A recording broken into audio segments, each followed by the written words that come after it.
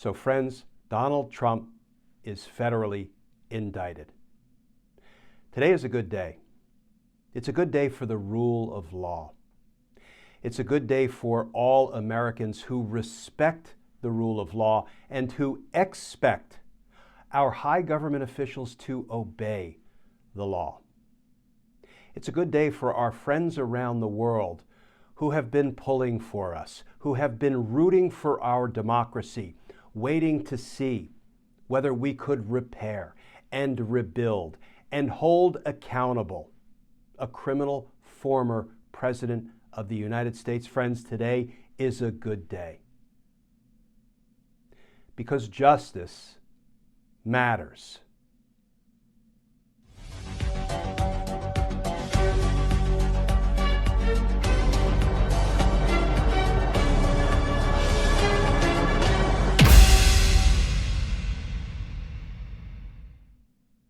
Hey all, Glenn Kirshner here.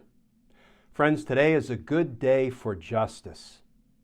For the first time in our nation's history, a criminal former president of the United States has been federally indicted for some of his crimes. We have been waiting for this day. We have been waiting for accountability for a very long time. You know, if you watch these daily Justice Matters videos that I've been doing for years now, I mean, virtually since I retired in 2018 from the Department of Justice and went on this new justice mission, you have heard me say over and over again, be patient. Just because it hasn't happened yet, a federal indictment of Donald Trump does not mean it won't happen. It will happen. I lost my patience many a time. I've been frustrated because it seems like accountability was taking so long to arrive. Well, at least we have taken the first step on the road to accountability by indicting Donald Trump for some of his crimes. Yes, it's a good day for America. It's a good day for the people around the world who have been rooting for America. You know, pulling for our democracy, wanting us to repair, to rebuild, to hold the high public officials accountable for their crimes, the ruling class criminals. Yes, today is a good day. Here is the brand new reporting from the New York Times. Headline, Trump indicted. Trump is charged in classified documents inquiry. The 7 counts against the former president include conspiracy to obstruct and willful retention of documents, according to 2 sources. Trump is the first former president in U.S. history to face federal charges.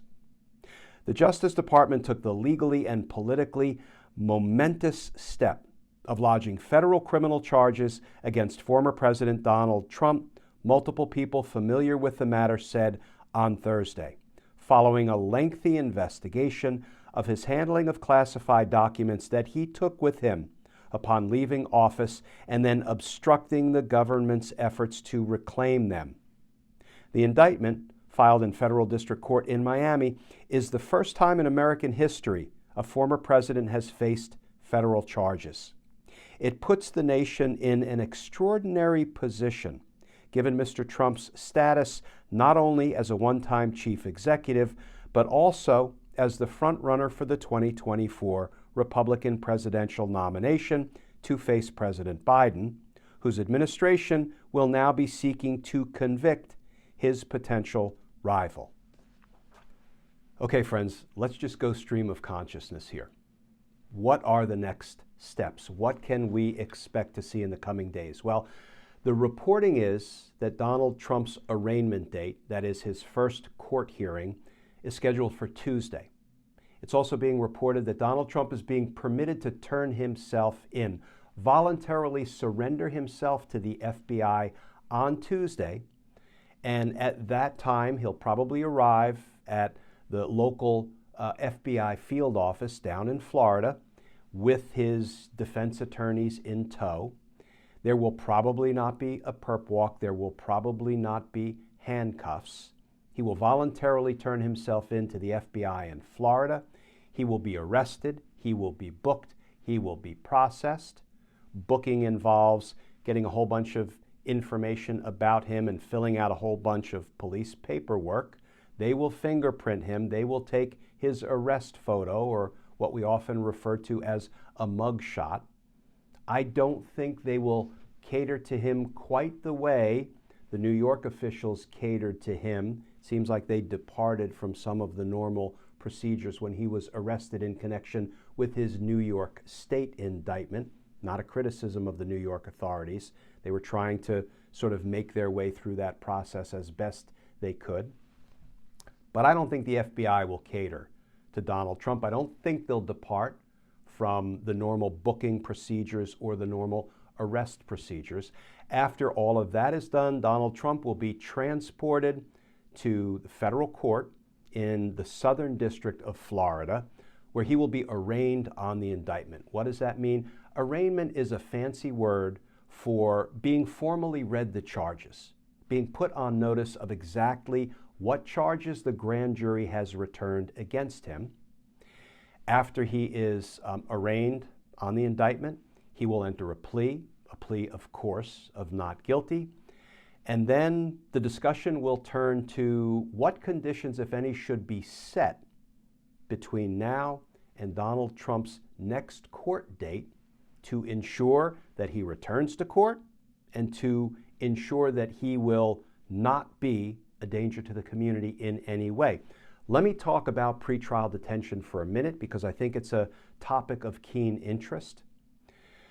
Some people are detained pending trial. Often it is the poor. It's the folks with no influence, no connections, no power, no wealth, no friends in high places. Those are the folks who most often seem to suffer pretrial detention. So a judge can only order somebody detained or jailed pending trial if the judge finds, by clear and convincing evidence, that's a fairly high evidentiary standard, if the judge finds by clear and convincing evidence that the defendant is either a flight risk or a danger to the community, and that no other conditions of pretrial release can assure that he will return to court or can assure the safety of the public if he is released. Do I expect Donald Trump to be detained pending trial? I don't. Do I think there's a viable argument that he's both a flight risk and a danger to the community, a danger to our democracy, a danger to the witnesses, a danger to the prosecutors, a danger to the judge and their family members? You're damn right he is. He's proven that time and again. Still, I don't expect him to be detained pending trial.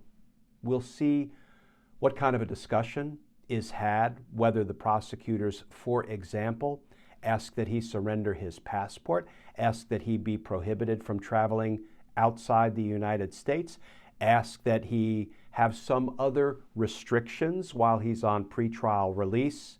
For example, whether he should be prohibited from lying in his posts about his case or saying things that endanger the participants in this case, in this upcoming prosecution. We'll see if they discuss all that. And then after the judge sets the conditions for his pretrial release, there will be a next court date set, probably a month or two or maybe three into the future. And the judge will talk about things like motions, schedules. Judge might set some dates for when the defense has to file its motions to, for example, suppress evidence or attack some aspect of the investigation or the prosecution. The prosecutors will have time to file their motions. They may have what are called affirmative motions, like motions seeking to get evidence admitted of uncharged misconduct to show a common scheme or plan.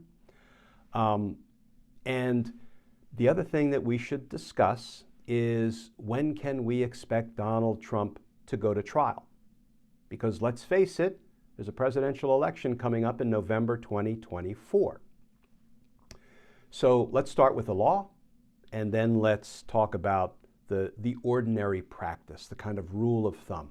The law, under the Speedy Trial Act, says that the prosecution must take someone to trial within 70 days of the day they're arraigned. That'll be Tuesday.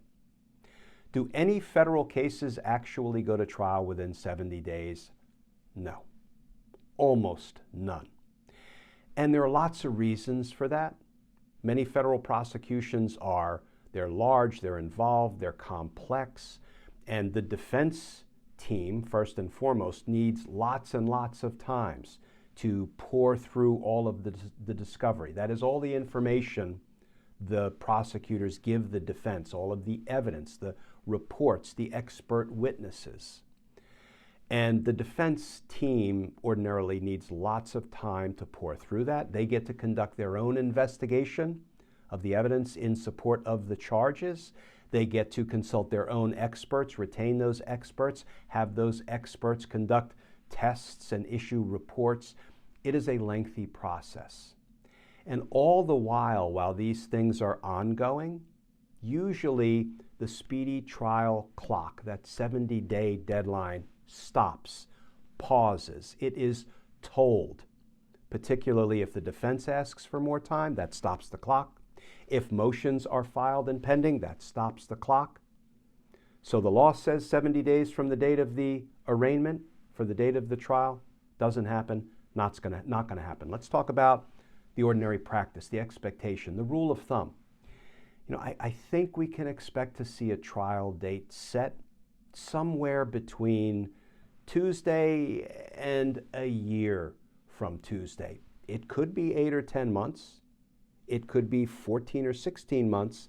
I think a year is a good bet, is a good rule of thumb for how long it ordinarily takes for a complex federal case to get to trial. But we will begin to learn more about this in the coming days. We probably won't know the precise charges until the indictment is unsealed on Tuesday and Donald Trump is arraigned, unless someone leaks it or there is some really strong investigative journalist who somehow manages to find out what the charges are. As I say, the reporting is that there are 7 felony charges. We're not quite sure what they are yet. I'll be keenly interested to see whether Donald Trump was charged with a violation of the Espionage Act, Chapter 37 of Title 18 of the United States Code. Because based on some of the recent reporting, it sure sounds like he mishandled and perhaps disseminated national defense information in violation of the Espionage Act. But we will know precisely what the charges are come Tuesday. The other thing I'll be keenly interested in is whether this is what we call a speaking indictment.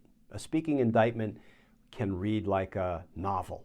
It can set out the whole history of Donald Trump's crimes and the investigation and some of the evidence that was developed during the course of that investigation that led to the charges. Speaking indictments, I think, are enormously important these days when so many people fall prey to propaganda and misinformation and the lies of Donald Trump and his flunkies and lackeys, the Jim Jordans of the world, the people who continue to do Donald Trump's nefarious bidding, continue to throw lies in the public square, continue to weaponize congressional committees to try to obstruct justice and try to help Donald Trump weasel out from under accountability for his crimes.